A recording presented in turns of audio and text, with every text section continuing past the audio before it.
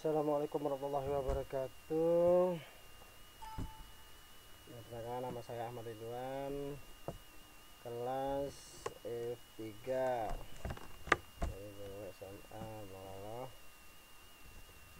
Modul 1 tentang mata pelajaran informatika pada kurikulum ya Merdeka.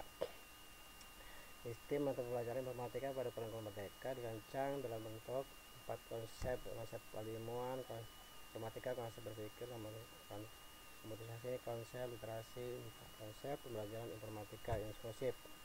Bagian 1 dibagi menjadi ke dalam 3 bahasan: definisi generik informatika, dampak informatika, dan pembagian informatika. Bagian 1 definisi generik. Bagian definisi disiplin ilmu yang mengekspresikan lingkungan kehidupan baik dalam bentuk nyata maupun maya. Manusia menerima data dan informasi melalui panca indera yang dimiliki manapun, dan melalui telinga, dirasakan lidah, sampai dicium melalui hidung. Pada akhirnya merupakan himpunan data dan informasi yang mampu menggambarkan dunia yang diketahuinya. Sementara komponen umum dasar ilmu informatika meliputi contohnya perangkat keras atau hardware. Contohnya seperti monitor, keyboard, drive, mouse, dan lain sebagainya. Kedua, perangkat lunak komputer software, yaitu software bagian sistem komputer yang tidak bersifat fisik seperti pada hardware. 2. Dampak informatika. Pada akhirnya informatika secara ilmuwan terus berkembang dan akan terus memberikan kontribusi besar bagi kemajuan teknologi dan kesejahteraan manusia di masa depan. Berikut beberapa diproseskan terpengaruh oleh informatika yang beberapa saat terjadi antara lain. Digital transformasi digital ya. Saat ini dunia telah bertransformasi menjadi era digital, di mana teknologi informasi menjadi tulang punggung semua sektor kehidupan, termasuk bisnis, pendidikan, kesehatan, pemerintahan, dan hiburan. 2. Informasi efisien dan produktivitas bersifat dinamis dan terus berinovasi, berkembang sangat pesat. Konsep seperti kecerdasan buatan AI, artificial intelligence, machine learning, big data, internet dan komputerasi awan cloud adalah contoh inovasi berkat penelitian dan pengembangan dalam bidang informatika. 3. Konferensi dalam komunikasi. Saat ini manusia dari berbagai belahan dunia dapat berkomunikasi, berkolaborasi, dan berbagi pengetahuan secara lintasan cepat melalui internet serta platform digital. 4. Penciptaan pekerjaan baru. Pertumbuhan teknologi informatika ini telah menciptakan banyak lapangan kerja baru seperti ahli keamanan, siber, analisis data, pengembangan perangkat lunak, dan spesialis kecerdasan buatan. Gig ekonomi merupakan sebuah pekerjaan dengan sistem kontrak jangka pendek atau freelance, tidak harus menjadi perangkat pegawai tetap. 5. Keamanan dan privasi. Informatika dapat membantu mengidentifikasi dan mengatasi ancaman keamanan siber serta mengembangkan kebijakan dan praktik terbaik dalam perlindungan data dan privasi pengguna. 6. Pendidikan dan pembelajaran. Informatika telah menjadi bagian integral dari sistem pendidikan, mulai dari pemanfaatan aplikasi pembelajaran e-learning hingga platform interaktif. Informatika membantu menciptakan lingkungan pembelajaran yang lebih efektif, inovatif, berbasis digital. 1.3. Pembelajaran informatika. Pada bidang pendidikan dan pembelajaran informatika tidak hanya untuk menjadi pengguna komputer saja, tapi juga untuk menyadari perannya sebagai problem solver yang menguasai core konsep dan terampil dalam praktek core praktis serta berpandangan terbuka ke bidang lain. Ini sebagai contohnya mata pelajaran informatika, menguasai konsep informatika. Mata pelajaran informatika memberikan fondasi berpikir komputerisasi dengan konteks Indonesia yang beragam. Peserta didik ditantang untuk inovasi secara kreatif. Selesaikan permasalahan dapat diselesaikan secara komputasional. Proses pembelajaran informatika dengan secara inklusif program. Kita lihat dengan beragam ini mata pelajaran informatika, kemampuan, logika, analisis, interaksi, kompetensi, literasi, numerasi, interaksi, sains. Nah, komputer sains memiliki kemampuan pemrograman yang mendukung pemodelan serta simulasi dalam sains computation dengan menggunakan TIC. Nah, bagian 2, konsep berpikir komputasional, proses berpikir sistematik dan logis untuk menyelesaikan masalah diperlukan sebagai antisipasi atas kebaruan lingkungan yang berbentuk. Perkembangan ini dapat dilihat pada banyaknya pekerjaan yang hilang. Justru muncul hal baru yang tidak pernah terbayangkan sebelumnya. Kemudian digital integrasi kamera, digital teknologi komunikasi, integrasi teknologi digital dalam transformasi, bahkan transformasi pembelajaran menjadi penggabung model hybrid berarti menjadi 8 prioritas. 1. Definisi generik berpikir komputasional berdasarkan upaya menciptakan solusi yang efektif, efisien, dan optimal. Cara pandang dan setiap permasalahan keempat aspek. Integrasi dekomposisi abstrak, algoritma, dan pengenalan pola. Keempat, menyatu saat kita merumuskan permasalahan dan menciptakan solusinya. 2. Berpikir komputasional dan komputasi abad 21. Beberapa contoh penerapan berpikir abad 21: pemrograman berbahasa alami, proses pengambilan keputusan, simulasi sistem kompleks, sistem pengenalan pola, analisis data mining, sistem pengenalan tulisan tangan, kecerdasan buatan AI. 3. Berpikir komputasional dan refleksi pemahaman, membentuk peserta didik berpikir layaknya computation thinker dalam setiap pemecahan masalah melalui 6 ciri yang mampu menjelaskan permasalahan menerapkan menyadari adanya program bersifat perspektif, berempati, dan mempunyai pengetahuan diri. Contoh refleksi pengenalan peserta didik berpikir komputasional ingin. 4. Orientasi kritis dalam berpikir komputasional. 5. Prinsip berpikir komputasional lebih lanjut. 1. Dekomposisi.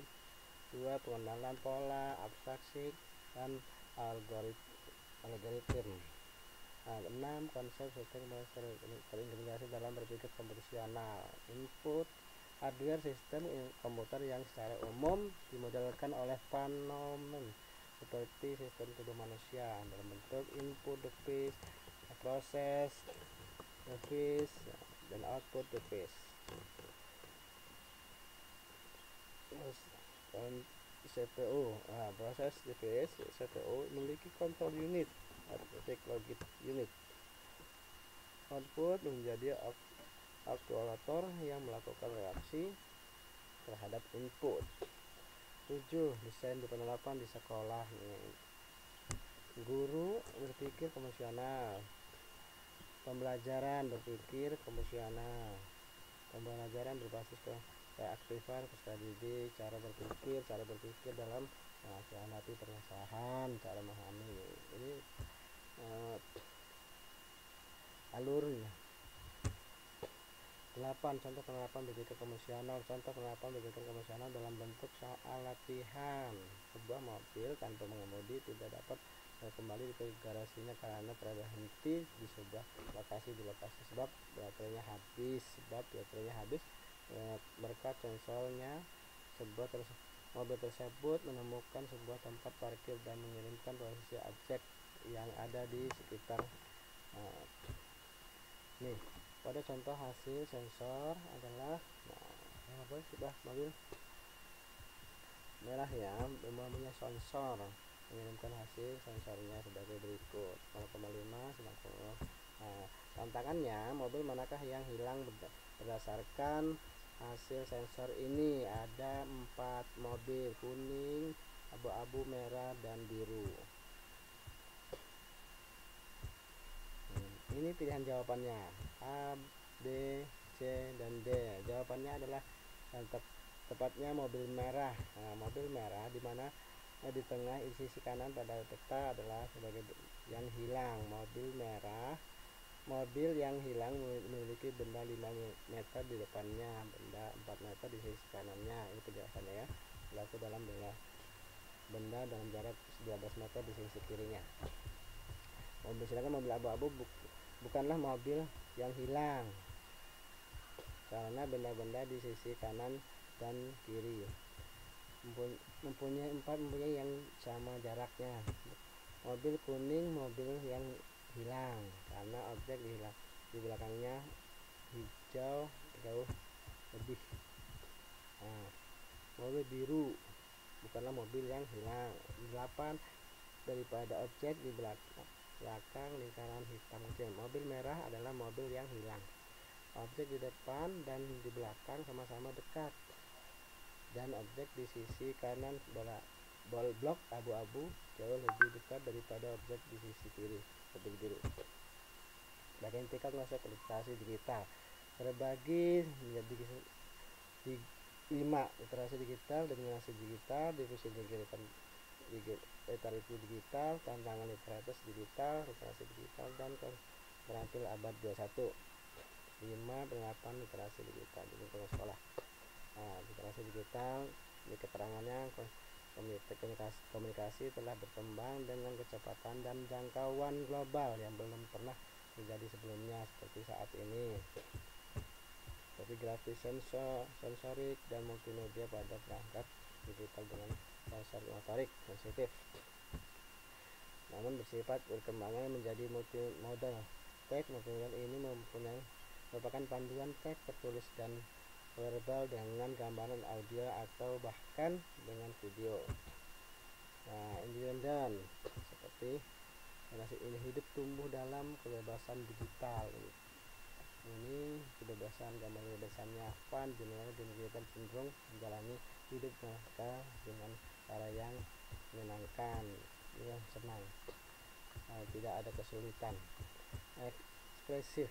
Nah, ekspresi mereka hampir semua ekspresi mereka diberikan melalui media sosial mereka, seperti sedih, ekspresinya gembira, dan instan karakter generasi digital juga membutuhkan kecepatan dalam segala hal bidang. Mereka kurang sabar ya.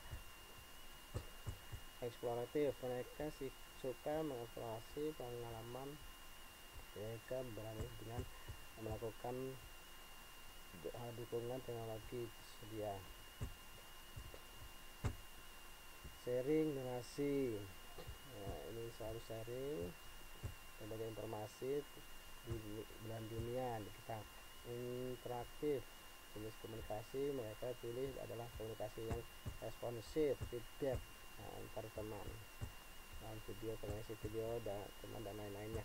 Kolaborasi, berkolaborasi mudah digunakan, diprodukasikan oleh individu yang berbeda di tempat yang berbeda. 3.2 definisi literasi digital. Kelima, tingkatan literasi digital disebut adalah literasi foto, literasi reproduksi, literasi hipermedia, literasi informasi, kemampuan mencari, menemukan, menilai, dan mengevaluasi informasi secara kritis. 5. Literasi sosial emosional, kemampuan untuk dapat berbagi data dan kemampuan untuk membangun pengetahuan secara kolaboratif.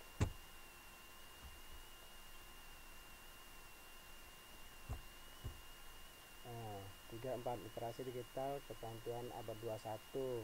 Sedikit kali terkait dengan media digital: fotografi digital, video editor, animator, social media, spesialis, desainer grafis, perancang permainan video, social analisis web, pengembangan web. 5. Penerapan literasi digital di lingkungan sekolah nih, seperti Balinya gunaannya tugas mendengarkan lagu, mempermudah komunikasi, membaca buku atau kitab suci lainnya. Cyber, kekerasan pada anak, tidak fokus saat belajar, malas membaca buku, ajaran kebencian, hate, pelanggaran privasi. Bagian 4, konsep pembelajaran informatif inklusif. Dalam rancangan capaian pembelajaran informatika, proses pembelajaran dilaksanakan secara inklusif bagi semua peserta didik seluruh Indonesia sehari-harinya, sehingga pembelajarannya dapat tanpa menggunakan komputer unplugged atau dengan penggunaan komputer atau plugin. Proses pembelajaran berpusat pada peserta didik student-centered learning dengan menerapkan model pembelajaran berbasis inquiry, berbasis masalah, berbasis project, aspek praktek perasaan informatika. 4. Plugin dan unplugged untuk pembelajaran informatika. Pendekatan pembelajaran unplugged bukan hanya solusi untuk situasi kepepet dikaitkan dengan semantik web.